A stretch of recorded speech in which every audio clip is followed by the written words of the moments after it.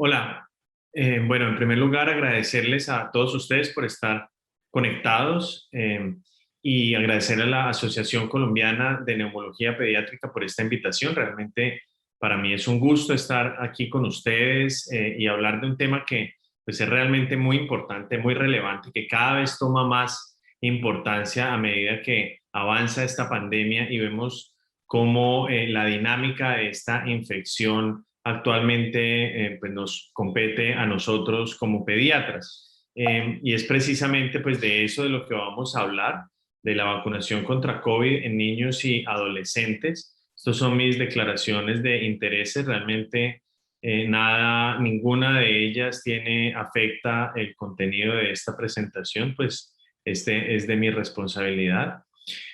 Dos diapositivas muy cortas para hablar de la carga global del COVID. Yo pienso que esto es algo que escuchamos constantemente, pero simplemente para recordar los números y invitarlos a que estos números no se conviertan en algo rutinario para nosotros, en donde hablamos de 4 millones, casi 4,5 millones de muertes y que a veces esto como que se nos olvida el impacto y el contexto que cada una de estas personas que han fallecido por COVID-19 tiene, la carga social, emocional, económica, etcétera, que esto implica. De modo que pues simplemente es una invitación a que recordemos que esto es algo histórico que nunca antes habíamos vivido y que realmente necesitamos acabar con, o al menos pasar de que termine de ser una situación catastrófica como lo ha sido hasta ahora. Y que esta carga global de la enfermedad, desafortunadamente a nosotros en las Américas nos ha impactado más que en cualquier otra región del mundo. Y esta es una gráfica actual que muestra cómo las Américas continúa siendo la región que más ha aportado casos a nivel mundial. Entonces, la pregunta que yo pienso que debemos responder y en la que más tiempo vamos a pasar durante esta presentación es si está justificada en niños o adolescentes la vacunación contra el COVID-19. Y es realmente importante porque incluso muchos médicos, incluso muchos pediatras, frecuentemente alegan que es una enfermedad rara en niños y que es una enfermedad leve en niños y que por lo tanto no debemos priorizarlos, no debemos interesarnos ni buscar activamente esta estrategia preventiva en este grupo de edad. Entonces, las siguientes diapositivas pues hablan de eso y ver qué tan correcto o no están esas personas que opinan algo similar. Entonces, lo primero es frecuencia de COVID en pediatría. La frecuencia de COVID en pediatría al principio de la pandemia, este es un estudio de los primeros meses de la pandemia en donde estudiaron 72,000 casos en la China, esto es lo que reporta el CDC, y miren que en personas, pacientes menores de 19 años, ocurría solo el 2% de los casos. Entonces yo pienso que muchas personas se quedaron con ese concepto que solo ocurre en una gran minoría de casos, lo cual es incorrecto. Estos son datos actuales en donde vemos que cerca del 11% de todos los casos ocurren o han ocurrido a través de este año y medio en personas de 0 a 19 años. Pero cuando vemos cómo pasa el tiempo, vemos cómo el impacto de esta enfermedad también varía. Concentrémonos en las líneas amarillas, la línea amarilla punteada y la línea como amarilla un poco más oscura, también punteada, que corresponde a los grupos de edad que nos interesan. Y vemos cómo, si bien al principio esto coincide con lo que había reportado la China, a medida que pasa el tiempo y, por ejemplo, en este pico, uno de los grupos más afectados es precisamente este grupo de adolescentes. Y si hacemos un corte a principios de mayo, y lo hice a principios de mayo, teniendo en cuenta el retraso en reporte como para obtener una fotografía más real de la situación, vemos que estas son tasas por 100,000 y vemos que el grupo más afectado es realmente este de 16 a 17 años, más afectado incluso que los adultos jóvenes e incluso los adolescentes de más pequeños, entre 12 y 15 años, con una tasa de 110, tienen después de los adultos de 18 a 29 años la mayor tasa de todas las edades. De modo que, como enfatizando ese tema de que sin duda esta incidencia por 100.000 habitantes, si bien al principio era baja, a medida que vamos vacunando personas de mayor edad, pues las principales, la mayoría de casos ocurren ahora es en la población pediátrica. Y esto no es algo solo secundario a esta tasa de vacunación en adultos. Miren que este estudio ocurre o lo realizan durante julio y agosto del año pasado, antes de que hubieran vacunas disponibles. Y esta es una tabla un poco ocupada, pero se las presento de una forma detallada. Aquí hablan de los diferentes estados en los Estados Unidos. Escojamos uno cualquiera, Dakota del Sur, y comparan lo que ocurre en adolescentes con lo que ocurre en mayores de 60 años con respecto a la prevalencia. Es decir, el numerador es el número de casos, el denominador es el número de personas a riesgo, y vean cómo esta prevalencia era mayor, incluso antes de que hubieran vacunas disponibles, era mayor en los adolescentes que en los mayores de 60 años, y eso se repetía en todos, en los diferentes estados de los Estados Unidos en donde se evaluó. De modo que no es que sea una situación exclusiva ahora con las vacunas, realmente siempre ha existido esa alta prevalencia en adolescentes. Lo que sucede es que ha sido quizá subestimada su importancia porque realmente es una enfermedad más leve en este grupo de edad. Eso lo comprueba este estudio y muchos otros que se han publicado en donde clasifican como enfermedad severa o crítica personas con hipoxia o con choque, y en estos más de 2.000 casos, solo el 6% tuvo una enfermedad severa o crítica. De modo que no es frecuente la patología complicada en este grupo de edad, pero sin duda hay algunos niños en quienes causa más impacto este virus. Y la pregunta es, bueno, ¿quiénes son esos niños? Es importante identificarlos.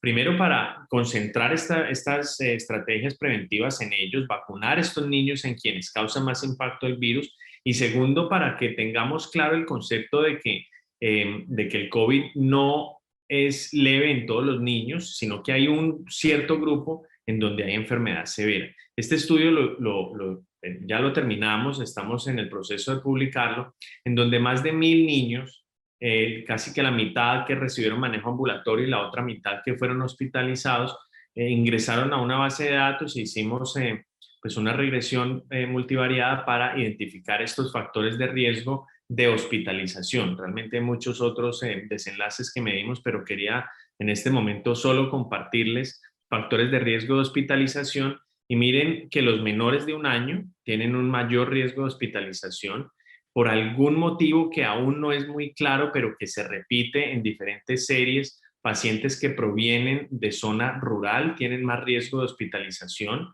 y esto quizá tiene que ver con aspectos nutricionales o algún otro aspecto que refleja la otra pandemia, que es la desigualdad social, pero ellos tienen un mayor riesgo de hospitalización, ciertas comorbilidades, especialmente estas que están aquí descritas, y pacientes con brote o obviamente con presentaciones más severas como disnea, hipoxia, convulsiones o deshidratación.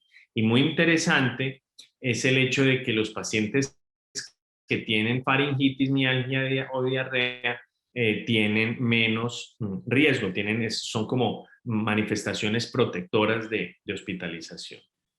Entonces, eso era con respecto a hospitalización. Este es otro estudio ya publicado que se hace en Brasil con respecto a muerte, factores de riesgo para mortalidad. Es una base de datos muy robusta en donde describen este número de pacientes que fallecen, niños o adolescentes que fallecen en el hospital. Y miren cómo de todos los pacientes que fueron positivos para COVID, el 23% fueron admitidos a una UCI, ¿de acuerdo? El 23% fueron admitidos a una UCI. Esto es de pacientes hospitalizados, ¿de acuerdo? Entonces, el 23% de los hospitalizados se hospitalizaban en una UCI, de modo que de entrada uno ya dice, wow, en pacientes hospitalizados es una enfermedad grave, e incluso en los no hospitalizados, el 31% requiere soporte de oxígeno. De nuevo, como descartando o debatiendo un poco, rechazando esa hipótesis de que en todos los casos en niños o adolescentes es una enfermedad leve. De nuevo, factores de riesgo para identificar esos casos en quienes es más grave la enfermedad. Volvemos a la etnicidad indígena, de nuevo hablando de estos factores demográficos que sugieren inequidad social. Estos son las áreas más pobres de este país, la noreste y norte. Entonces también inequidad y desigualdad social, comorbilidades claramente, pacientes con comorbilidades, sobre todo si tienen varias, pues tienen más factores de riesgo. Y muy interesante, volvemos a ver los menores de 1 año y en este estudio los adolescentes. Entonces, los adolescentes empiezan a aparecer como un grupo a riesgo. Ya habíamos visto que los adolescentes tienen una enfermedad que es muy prevalente y sabemos entonces también que están en riesgo. Y específicamente en ellos se describe esta serie de casos recientemente en el MMWR, en donde de 200 adolescentes hospitalizados, el 30% eran previamente sanos. Entonces, pues no necesariamente son personas pobres con desigualdad social o con comorbilidades, el 30% de ellos previamente sanos y el 31% termina en UCI. De modo que, pues, como algunas voces de alarma y banderas rojas. Y esta es una gráfica muy interesante en donde comparan lo que ocurre en términos de hospitalización por 100.000 habitantes de personas que tienen influenza durante estas diferentes temporadas, en estas 3 líneas que están acá, y lo que ocurre con COVID. Y es interesante porque sabemos que influenza es una enfermedad severa, estamos todos muy sensibilizados que debemos vacunar contra influenza, que a tan pronto aparecen las vacunas en abril, en mayo, en junio, tenemos que correr a vacunarnos, a nuestros pacientes a vacunarlos, y miren la diferencia en términos de hospitalización con COVID. Entonces, pues claramente es una enfermedad en adolescentes más severa que la influenza, a la cual le tenemos tanto respeto. Y esto es hablando de carga orgánica y carga de hospitalización, sin tener en cuenta lo que probablemente es aún más grave, que es la carga emocional y educativa que ha ocurrido durante todo este tiempo de pandemia, y es que más de 168 millones de niños a nivel mundial faltaron a clase, y como dice el director ejecutivo de UNICEF, esta es una emergencia catastrófica a nivel mundial, en donde estos niños, por cada día de clase que falten, se quedan más y más y más atrás, y esto es algo irreversible. Y por lo tanto no debemos ahorrar ningún esfuerzo para mantener los colegios abiertos y para priorizarlos en caso de que estén cerrados, para priorizar su reapertura. ¿Y cuál es la forma de hacerlo? Pues a través de la vacunación. Entonces la siguiente pregunta es, bueno, sabemos que previene, la vacunación en general previene enfermedad. Sabemos que esta enfermedad no solo genera una alta carga orgánica, física, sino también emocional. Y la pregunta es, bueno, además de esta enfermedad, ¿hay algún otro beneficio desde el punto de vista de dinámica de transmisión? Entonces sabemos que la frecuencia de COVID en niños es más baja que en adultos, sobre todo en niños pequeños. Sin embargo, en adolescentes es alta, pero la pregunta es si esto se debe a una resistencia a la infección o a un subreporte. Y este es un estudio que responde de una forma muy clara a esa pregunta, en donde hay 390 casos y se evalúa muy de cerca a todos sus contactos estrechos con una vigilancia identificada. Entonces, miren aquí en estos diferentes grupos de edades y miremos esta columna de tasa de ataque, cómo la tasa de ataque en niños y adolescentes es igual o mayor que la de los adultos. La diferencia está en que la proporción sin fiebre es más alta en los niños o adolescentes y que la proporción con síntomas severos es más baja. Pero la tasa de ataque aquí en azul es igual o mayor que la mayoría de los grupos de edad de la edad adulta, de modo que es un subreporte realmente, no es que haya una resistencia, la tasa de ataque es alta. y qué tan importantes son los niños en transmitir. Es decir, si los vacunamos realmente nos vamos a beneficiar los adultos y los adultos mayores, o qué tan importantes son en la transmisión. Eh, y de nuevo este estudio pues evaluó eso de una forma muy, digamos, muy detallada y muy dirigida a responder esto, y de 59.000 contactos se evaluaron 5.700 pacientes índice, y miren que si el paciente índice tenía estas diferentes edades, el porcentaje de contactos positivos era este. Entonces vemos de nuevo que los adolescentes tenían un porcentaje de contacto más alto que cualquier otro grupo de edad. Entonces, sabemos que se enferman, sabemos que cada vez se enferman más, sabemos que no son resistentes a la infección, simplemente que tienen una enfermedad más leve que los adultos, pero que a pesar de que sea más leve, hay unos grupos de edad que ya estuvieron muy claramente definidos en esta presentación, cuáles son, que tienen hospitalización, que puede ocurrir en personas sanas y que muchos de ellos, si se hospitalizan, terminan en UCI. Y que definitivamente transmiten la infección de una forma muy activa. Entonces, yo pienso que con eso ya cerramos este capítulo de si son importantes, si son necesarias, y para las personas que equivocadamente consideran que realmente pueden esperar a que los adultos, los adultos se vacunen con 3 o 4 o 5 dosis para ahí sí ponerles atención a los adolescentes, pues sin duda están cometiendo un error en pensar así. ¿Qué vacunas hay disponibles? Pues hay poca información en adolescentes. Esta es una con Sinovac. Este es un estudio realizado en la China en donde adolescentes y niños, realmente aquí ya hay datos en niños menores de 12 años, se demuestra que hay una alta seguridad. Estas son diferentes dosis en comparación con el vehículo, el hidróxido de aluminio o el adyuvante, y miren que el valor de P o otras medidas estadísticas que se utilizaron y se reportaron en el estudio para los diferentes grados de eventos adversos muestra que no hay ninguna diferencia en cualquiera de las dosis, de modo que hay una seguridad bastante alta, y que estas son porcentajes de cero conversión. La tasa de cero conversión, vean que es muy alta para las dos dosis que se evaluaron en este estudio, más alta para la dosis de 3 microgramos, y por lo tanto esa fue la dosis con la que se va a explorar pues esta vacuna en niños y adolescentes, 3 microgramos. Y con respecto a las vacunas otras vacunas que están disponibles y que ya se están comercializando y sin duda se están aplicando ya en miles en los Estados Unidos en adolescentes, los datos de la vacuna de BioNTech Pfizer. Ayer o hace muy poco, esta semana, salieron los datos también de Moderna, y realmente lo que les voy a mostrar resume de una forma muy similar los hallazgos en los dos estudios. En este estudio aquí o en esta gráfica muestra lo que ocurre con respecto a seguridad en diferentes grupos de edad, en adolescentes y en adultos jóvenes. Vean que en términos de eventos adversos son muy similares, inclusive muy similares con placebo, y lo que se ve es más dolor, pero eventos de grado leve o moderado. Esto es neutralización, estos son aspectos como más de inmunogenicidad. Vean que los títulos geométricos de anticuerpos en los de 12 a 15 años son incluso mayores y estadísticamente significativamente mayores que los adultos jóvenes, y sabemos que en los adultos jóvenes ofrece una protección del 100% en la vida real, en estudios de efectividad post-marketing o al menos post-autorización.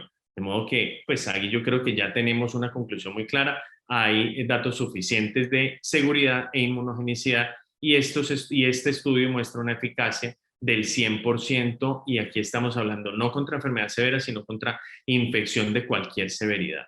Y es por eso que el comité asesor en los Estados Unidos recomienda su uso desde mayo de este año, pero a través de una vigilancia de seguridad muy estricta se identifican algunos aspectos de riesgo de seguridad que son importantes mencionarlos, como miocarditis y pericarditis, en donde se ha descrito más de 500 casos después de la segunda dosis. Recordar que muchos de esos casos eran esperados porque miocarditis ocurre todos los años con COVID o sin COVID, con vacunas o sin vacunas, sobre todo durante los meses más calientes en los Estados Unidos asociado circulación de Coxsackie, enterovirus, pero sí hubo un número observado mayor de lo esperado, sobre todo para estos grupos de edad.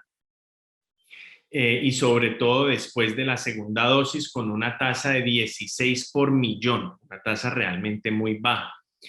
Ocurre en adultos jóvenes, poco tiempo después de la segunda dosis, más en hombres que en mujeres, que se presentan con dolor torácico, disnea, cambios en el electrocardiograma, elevación de enzimas hepáticas, pero lo más importante es que la gran mayoría presentan recuperación espontánea y completa de los síntomas, de modo que la pregunta es de si yo debo, a pesar de esta información, vacunar a mis hijos o a mis pacientes. La respuesta es muy clara y la CDC continúa recomendando, y más ahora, más que nunca, con la circulación de la variante Delta y la alta impacto que está teniendo en los niños en los Estados Unidos. Esta es una conversación que ustedes fácilmente pueden tener con sus pacientes. Si debo vacunar a todos mis hijos, la respuesta es no, no señora, no a todos, solo a los que quiera conservar. Bueno, muchas gracias a todos ustedes por su atención. Recuerden seguir protegiéndonos, seguir utilizando las medidas de protección personal que tanto conocemos, esperar a que haya una mejor cobertura vacunal antes de relajar estas medidas y seguir trabajando, seguir estudiando, seguir aprendiendo, seguir investigando para salir pronto de esto. Muchas gracias a todos ustedes por su atención y saludos desde el Centro de Estudios en Infectología Pediátrica en Cali, Colombia.